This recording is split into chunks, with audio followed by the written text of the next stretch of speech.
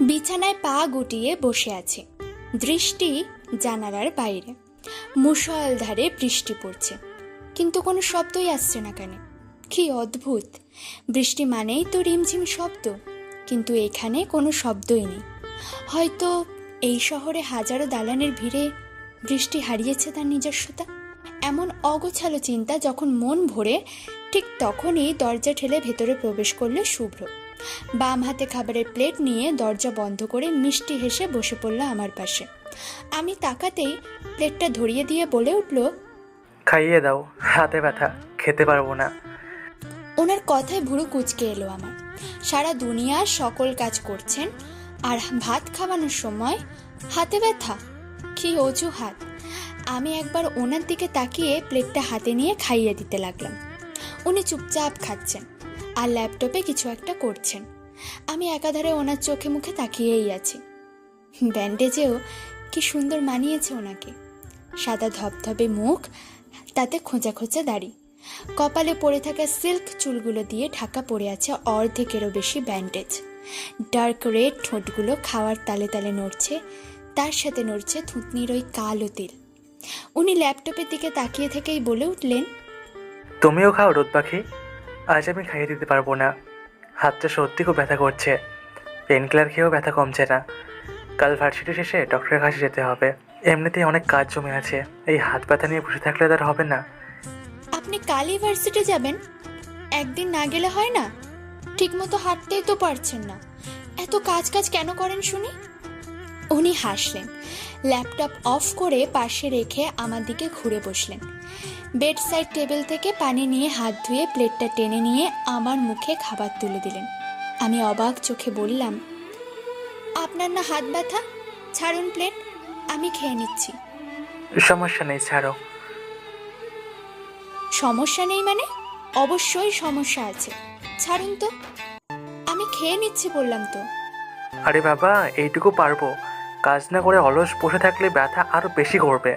তবে একটা জিনিস ভালোই হয়েছে, ওই ইনসিডেন্টের জন্য তুমি একদম শ্বশুরবাড়িতে চলে এসেছো। বিয়ের পর এটাই শ্বশুরবাড়িতে তোমার প্রথম রাত, তার মানে আজ আমাদের বাসর।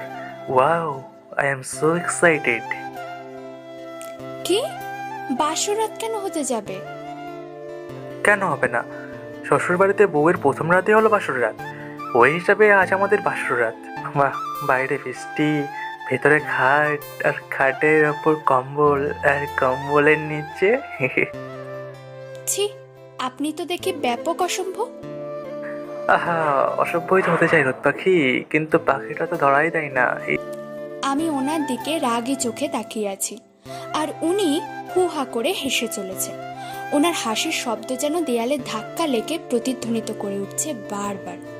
সেই শব্দে ক্ষত বিক্ষত হচ্ছে আমার মন। বৃষ্টির শব্দের চেয়েও কি ভীষণ সুন্দর এই শব্দ। হৃদয়কে নিগড়ে দেওয়া একমুঠো আবেগ এই শব্দ, একগুচ্ছ কম্পন। ভার্সিটির বটতলায় বসে আছি আমি আর চিত্রা। আমার মুখে শয়তানি হাসি, আর চিত্রার চোখে মুখে সন্দেহ। চিত্রা বারবার আর চোখে আমাকে দেখছে আর পানি খাচ্ছে।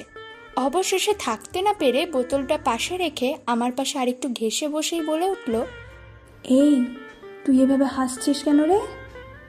তোর এই হাসি মানেই ভয়ঙ্কর কিছু। কি করতে চাইছিস বলতো? আমি চিত্রার দিকে তাকিয়ে ভুবন ভোলানো হাসি দিলাম। এবার যেন কেঁদেই উঠবে সে। কাঁদো কাঁদো কণ্ঠে আবারও বলে উঠল, দেখ রদু, তুই একদম আমার দিকে এভাবে তাকাবি না। আমার হার্ট দুর্বল, যে কোনো টাইম অ্যাটাক ফ্যাটাক করে ফেলতে পারি। এমন মধুর হাসি তোর জামাইকে গিয়ে দেখা।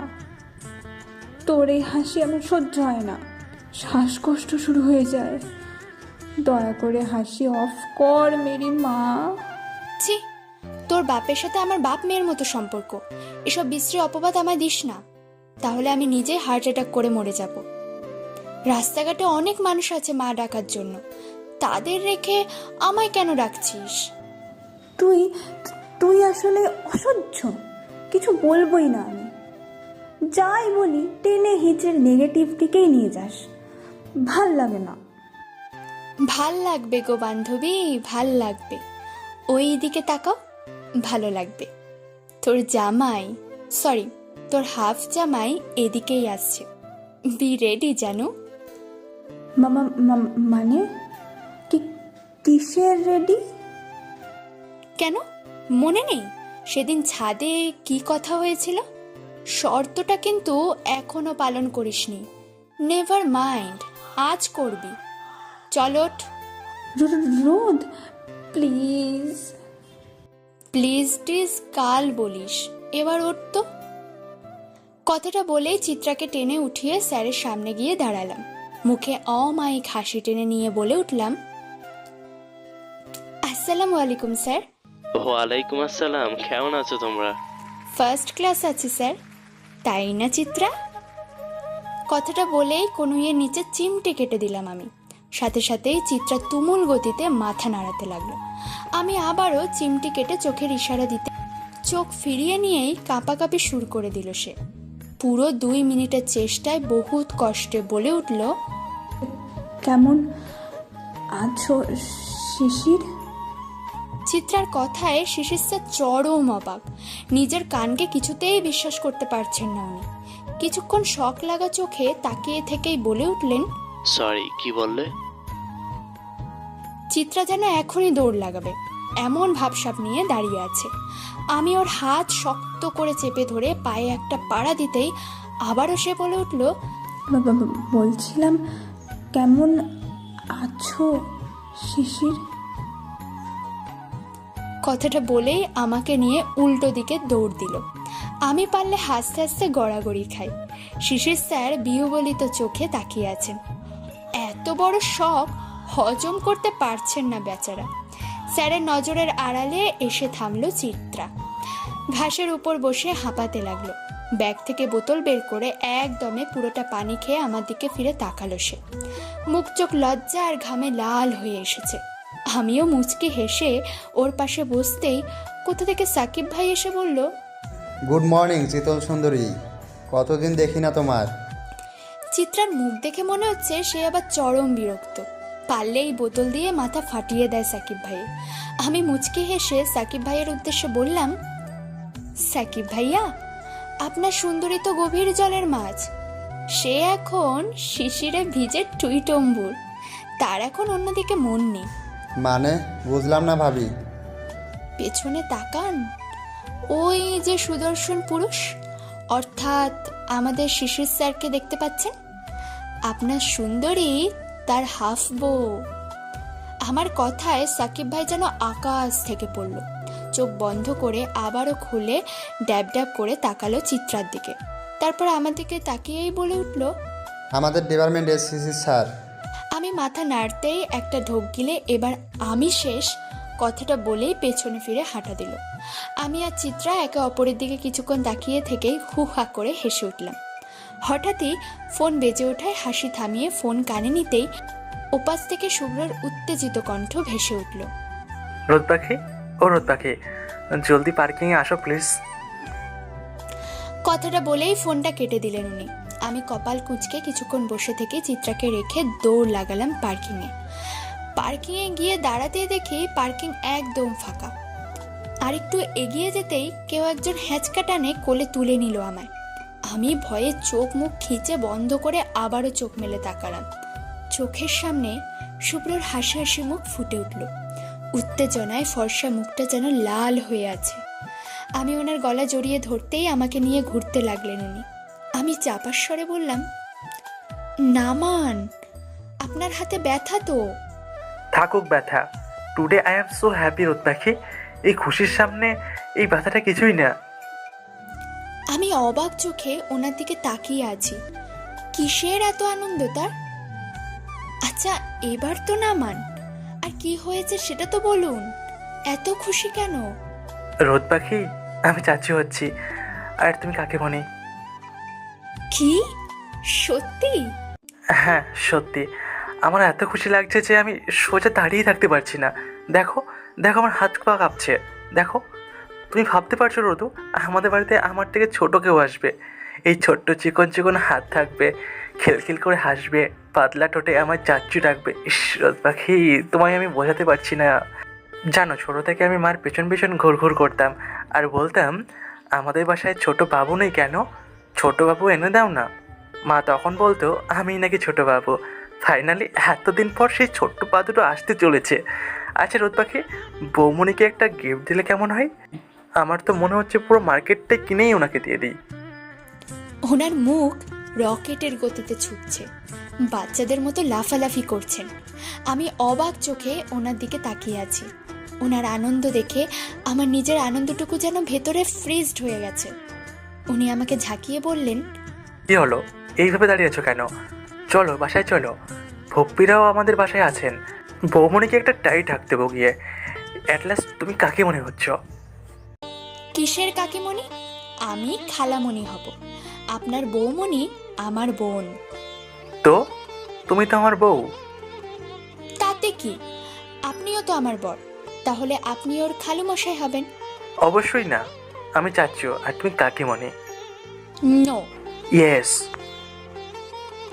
এভাবে খুনসুটি করে বাসায় পৌঁছে গেলাম আমরা। গাড়িতে থাকাকালীন পুরো সময়টায় কোমর বেঁধে ঝগড়া করেছেন উনি। আনন্দের চোটে ঝগড়াটের রূপ ধারণ করেছে শুভ্র, ভাবা যায়? আমরা বাড়িতে ঢুকতেই হাসির রোল কানে এলো।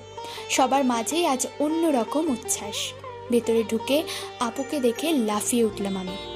দৌড়ে গিয়ে আপুকে জড়িয়ে ধরেই চিল্লাতে লাগলাম।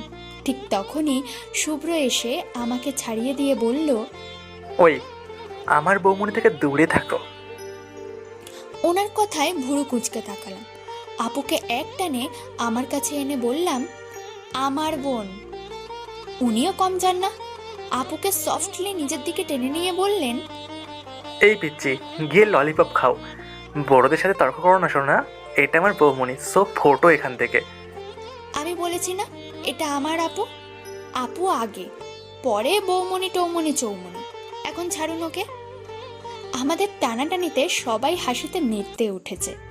আপু একবার আমার দিকে তো একবার শুভ্রর দিকে তাকাচ্ছে। এমন সময় অব্র ভাইয়া মাঝখান থেকে আপুকে টেনে নিজের কাছে নিয়ে অসহায় কণ্ঠে বলে উঠলেন, এটা আমার বউ, এভাবে টানিস না রে, হালকা পাতলা মানুষ ছিঁড়ে যেতে পারে। ভাইয়ার কথায় চুপচাপ দাঁড়িয়ে পড়লাম আমি আর শুভ্র। দুজন দুজনের দিকে তাকিয়ে আবারও ভাইয়ার দিকে ফিরে তাকালাম। তারপর একসাথেই হেসে উঠলাম সবাই। আমি গিয়ে আম্মুর পাশে বসে পড়লাম, আর শুভ্র গিয়ে বসলো দিদার পাশে।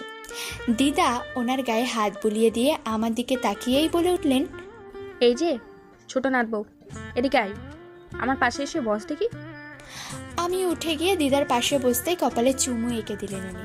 তারপর কথায় কথায় বলে উঠলেন, এবার তোমার পালা গো বউ। কি গো ছোট সাহেব? একদম দিদা, তুমি এত চাপ নিও না তো। দরকার পড়লে প্রতি বছরে বছরে একটা করে গিফট করবো তোমায়। তোমার বংশের প্রদীপ আর প্রদীপ থাকবে না, একদম আগ্নেয়গিরি বানিয়ে দেবো। ওনার কথায় আমি মুখে হাত দিয়ে মাথা নিচু করে বসে পড়লাম। সবাই চুপচাপ নীরবে হাসছেন।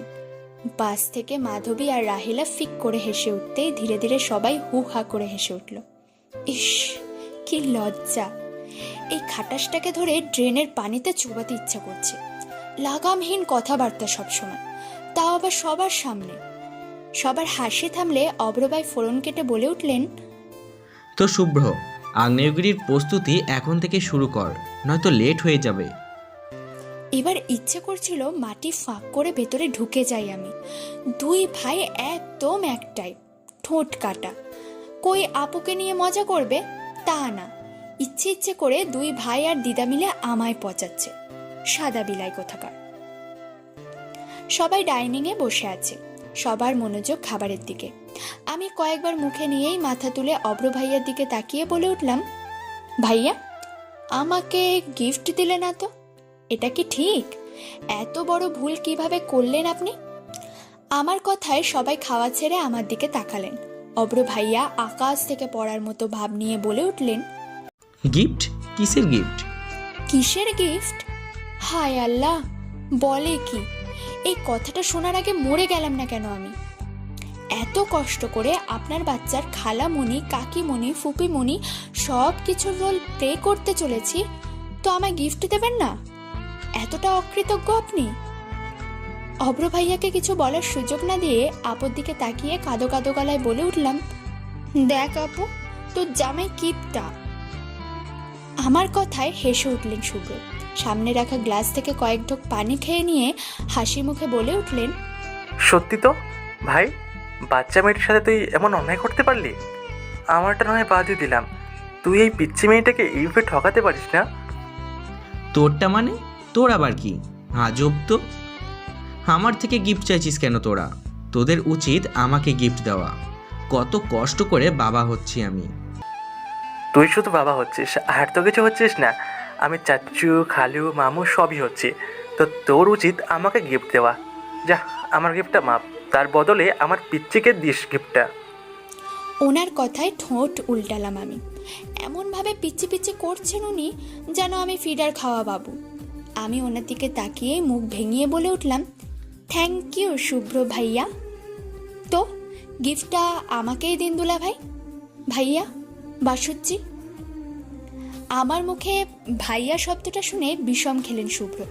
তাড়াতাড়ি পানি খেয়ে চোখ কটমটো করে আমার দিকে তাকালেন। আমি ওনার দিকে তাকিয়ে অমায়িক হাসি দিলাম। অব্র ভাইয়া পাশ থেকে বলে উঠলেন, তোমার দ্বারাই সম্ভব রোদ। আমার তো মনে হয় তুমি শুভ্র থেকে নিজের বাচ্চার ফুপে হিসেবেও গিফট নেবে। অব্র ভাইয়ার কথায় শুভ্র চোখ গরম করে ওনার দিকে তাকালেন। অব্র ভাইয়া সেদিকে পাত্তা না দিয়ে বলে উঠলেন, যেভাবে ভাইয়া ডাকো, আহা, নিজের বোন বোন ফিলিংস হয়, একদম বুকে গিয়ে লাগে। এই খুশিতে হলেও তোমাকে একটা গিফট দিতেই হয় রোদ। ভাই, এবার কিন্তু বেশি বেশি হয়ে যাচ্ছে, চুপ কর, নইলে কিন্তু খবর আছে। আরে, আমি কিছু বলেছি নাকি? শুধু শুধু আমায় শাসাচ্ছিস তুই। আমি তো রোদকে বলেছিলাম যে যখন ও নিজের বাচ্চার ফুপি হবে, ও সরি, মিস্টেক। আমি বলেছিলাম যে যখন আমি কষ্ট করে ওর বাচ্চার জেঠু, মামু, খালু হব, তখন একটা গিফট দেব ওকে। আপাতত আমার ভাইকে গিফট করে দিলাম, নিয়ে যাও। কিন্তু প্লিজ দয়া করে তাকে আর ভাইয়া ডেকো না, হার্ট অ্যাটাক করতে পারে বেচারা। দেয়াল ঘেঁষে দাঁড়িয়ে আছি আমি, আর আমার ঠিক সামনে হাত ভাঁজ করে দাঁড়িয়ে আছেন শুভ্র। তার মুখে রাগে রাগে ভাব আর আমার মুখে কাঁদো কাঁদো ভাব। ওনার ভাব দেখে মনে হচ্ছে এই বুঝি টুপ করে গিলে ফেললেন আমায়। আমি কাঁপা কাঁপা গলায় বলে উঠলাম, এইভাবে তাকিয়ে আছেন কেন? উনি এবার কয়েক পায়ে এগিয়ে এলেন, বাম হাতটা পাশের দেয়ালে রেখে আমার দিকে ঝুঁকে পড়ে জিজ্ঞেস করলেন, আমি তোমার কে হই? মানে? ভাইয়া হই, তাই না? না না না, একদম না। তাহলে বললে কেন? আমাকে দেখলেই কি ভাইয়া শব্দটা তোর মুখ থেকে স্লিপ করে বেরিয়ে যায় না? আমি তো মানে হলো যে আপনি তো আগে ভাই ছিলেন, তাই অভ্যাস। অভ্যাস? গ্রেট, ওকে দেন। আমাকে এবার এমন কিছু করতে হবে যাতে করে আমাকে দেখলে আর ভাই শব্দটা আসবে না। Are you ready dear? কথাটা বলেই বাঁকা হেসে ডান হাতটা আমার কোমরের উপর রাখলেন। সাথে সাথে কেঁপে উঠলাম আমি। এবার চিত্রার কাঁপাকাঁপি আমার উপর ডাইভার্ট হওয়ার পালা। হে খোদা, রক্ষা করো আমায়। এই গল্পের পরবর্তী পর্বগুলো শোনার জন্য আমাদের পিকু ডায়েরি চ্যানেলটি সাবস্ক্রাইব করে পাশেই থাকুন। ধন্যবাদ সবাইকে ভিডিওটি শেষ পর্যন্ত দেখার জন্য।